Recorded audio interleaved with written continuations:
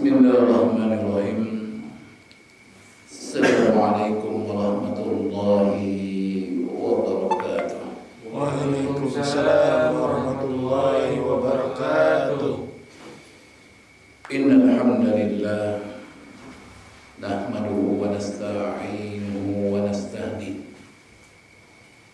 wa na'udzu billahi min shururi anfusina wa min sayyiati a'malina. May yahdihillahu fala mudilla lahu wa may yudlilhu falan tajida lahu waliyyan mursyida.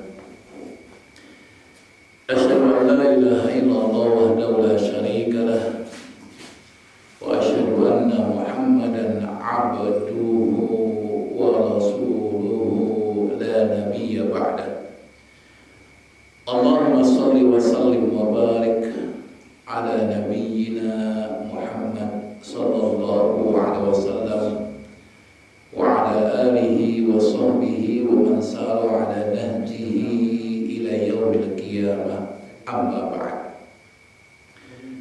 Ma'asyiral muslimin, al-sadakumullah, alhamdulillah wa syukurillah. Pada kesempatan pagi hari ini kita bisa melaksanakan salah satu kewajiban kita sebagai seorang hamba kepada Allah dan memenuhi kebutuhan kita akan hidayah Allah Subhanahu wa taala.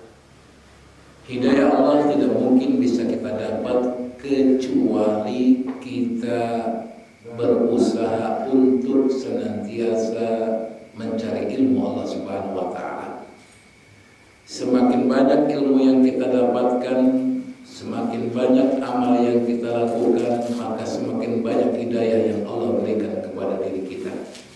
Oleh karena itu kita mohon kepada Allah Subhanahu wa taala, semoga pada kesempatan pagi hari ini Allah Subhanahu wa taala memberikan kepada kita ilmu yang bermanfaat, ilmu yang bisa kita amalkan dalam kehidupan kita sehari-hari. Amin ya rabbal alamin. Ma'asyiral muslimin rahimakumullah, kita masih membahas tentang sifat-sifat orang-orang yang bertakwa.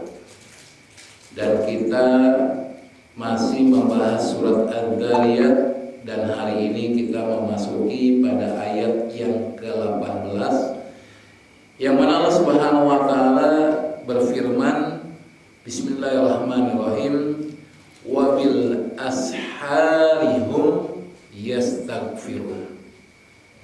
Dan orang-orang yang bertakwa itu adalah orang-orang yang selalu memohon ampunan di waktu pagi sebelum fajar. Masya Allah. Jadi orang-orang yang bertakwa adalah orang-orang yang senantiasa beristighfar kepada Allah. Karena memang tidak ada seorang manusia pun di muka bumi ini yang tidak pernah melakukan dosa dan maksiat kecuali Rasulullah. Oleh karena itu Allah Subhanahu wa taala mengajarkan kepada kita bahwa agar dosa dan maksiat yang kita lakukan dihapuskan oleh Allah, diampuni oleh Allah, maka cara yang dilakukan adalah dengan cara beristighfar dan bertaubat kepadanya. Oleh karena itu pada kesempatan kali ini kita akan coba membahas tentang apa itu istighfar. Kemudian apa itu atau kapan waktu istighfar yang utama.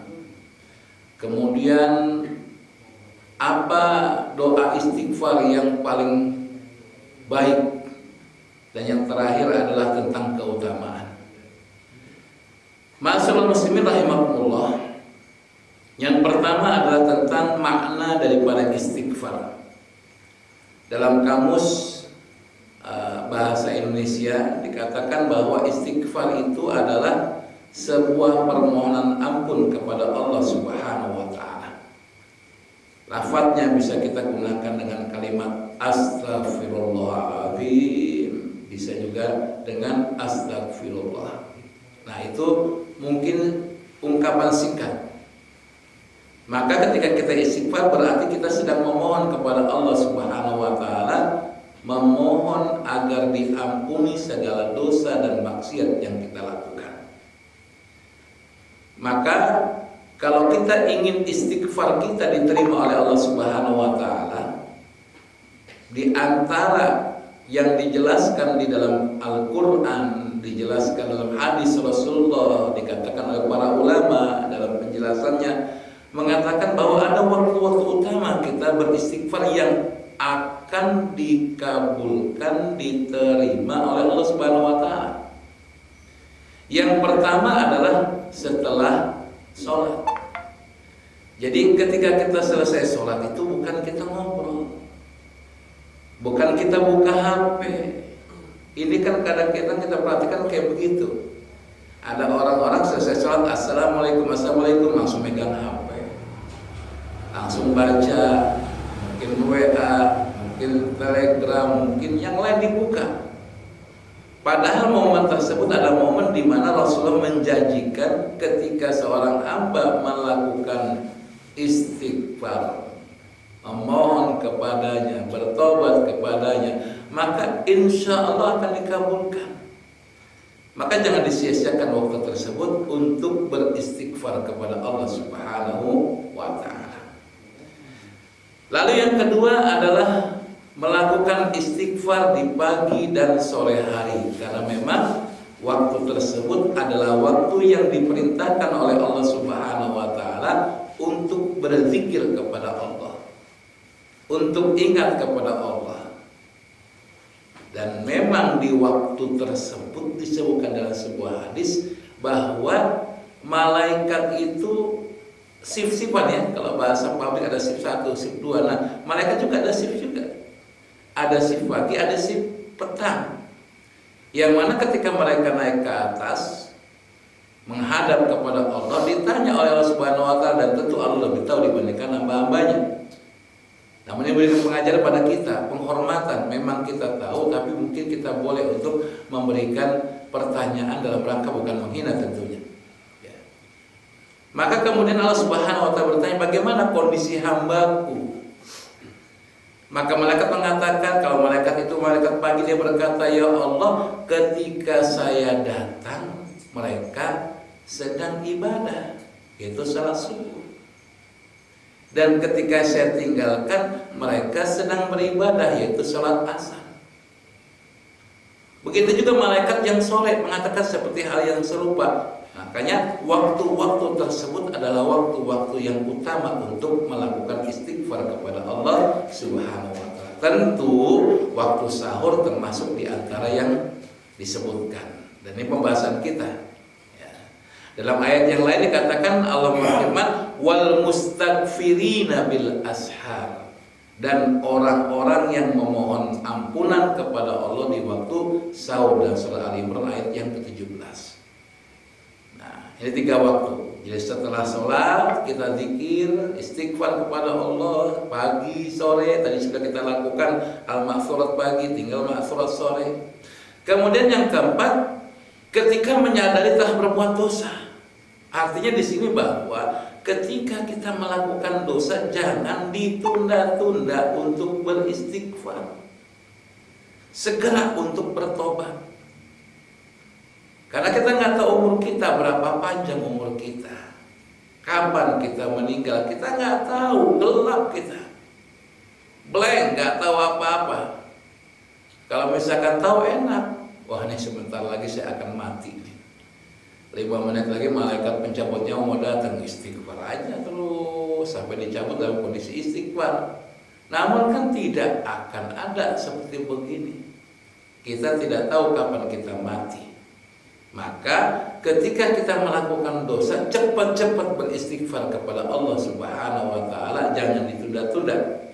Dalam sebuah ayat dikatakan, surat An-Nisa 110, wa may ya'mal su'an aw yadlim nafsahu, dan barang siapa yang mengerjakan perbuatan jelek, perbuatan yang bentuknya adalah merugikan orang lain, kejahatan, atau dia menzolimi dirinya, Tsumma yastaghfirillah. Kemudian mereka beristighfar kepada Allah Subhanahu wa taala. Yajidillah ghafurur rahimah, niscaya ia akan mendapatkan bahwa Allah Subhanahu wa taala adalah Maha Pengampun dan Maha Penyayang. Segera bertobat, segera istighfar kepada Allah Subhanahu wa taala. Kemudian waktu yang utama lagi yaitu ketika menutup majlis. Nah, ini kadang-kadang kita lupa nih. Kita tutup mulai hari ini ya. Jadi ketika kita mau tutup, kita tutup dengan doa kafaratul majlis. Ya, kita minta karena memang mungkin bisa jadi dalam majlis kita ini ada kesalahan yang kita lakukan. Ustadznya mungkin ada kata-kata yang kurang tepat, ya, atau ada kesalahan ucap, ya, maka dengan kafaratul majlis itu bisa mengampuni kesalahan tersebut. Atau jamaahnya mungkin tidak fokus, ada yang duduk-dudukan, ada yang main HP, ada yang ngobrol, ada pokoknya intinya ada hal-hal yang sebetulnya tidak layak untuk dilakukan dalam majelis taklim. Maka dengan doa ketua majelis mudah-mudahan Allah Subhanahu wa taala mengampuni kesalahan. Makanya perbuatan yang dilakukan setelah dalam majelis apapun ditutup dengan doa majelis, insya Allah hasil yang diraih akan bernilai di sisi Allah. Hasil yang diputuskan akan bisa mengantarkan kemaslahatan bagi manusia, bahkan juga termasuk dirinya. Kemudian diampuni kesalahan-kesalahan kita. Lalu yang keenam adalah ketika mendapat kemenangan. Nah, ini penting. Jadi kalau kita berhasil dalam ujian kita, berhasil dalam bisnis kita, berhasil dalam usaha kita, pokoknya ada kemenangan di situ, kesuksesan. Maka tolong jangan lupa untuk beristighfar kepada Allah Subhanahu wa taala. Kenapa? Karena bisa jadi, ya, kan kita tahu kisah Qarun kan? Qarun itu kan dulunya adalah seorang hamba Allah yang taat. Dia termasuk di antara pengikut Nabi Musa. Namun ketika Allah Subhanahu wa taala memberikan kemenangan pada dia dalam kehidupan dunia, keberhasilan dalam dunianya, dia lupa dengan Allah Subhanahu wa taala. Karena apa? Karena dia takabur, sombong. Semua ini saya peroleh karena ilmu yang saya miliki. Nah, ini kesombongan. Padahal semua adalah atas kehendak Allah Subhanahu wa taala. Maka kita istighfar, jangan sampai keberhasilan, kemenangan yang kita peroleh itu adalah berasal dari diri kita. Semua berasal dari Allah. Nah, istighfar ini akan memupuskan perasaan-perasaan negatif tersebut. Yang kedua, kenapa kita harus istighfar dalam kemenangan? Bisa jadi dalam kemenangan, keberhasilan yang kita peroleh itu ada hal-hal salah yang kita lakukan. Ya. Di tengah perjalanan atau di awal atau di akhir ada sesuatu yang mungkin salah. Karena memang kemenangan biasanya tidak langsung muli begitu. Ada hal-hal yang kemudian membuat orang itu berhasil, tadi gagal. Maka ketika dia berhasil, ya dia istighfar, ya Allah, ternyata langkah-langkah sebelum itu ada kesalahan-kesalahan, ya Allah, maka saya mohon ampunanmu, ya Allah, dan saya bersyukur kepadamu, ya Allah, aku dimenangkan dalam urusan ini, diberhasilkan dalam urusan ini. Maka Rasulullah memberikan contoh kepada kita.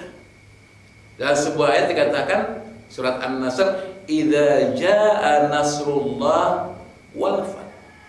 Ketika datang pertolongan Allah dan kemenangan.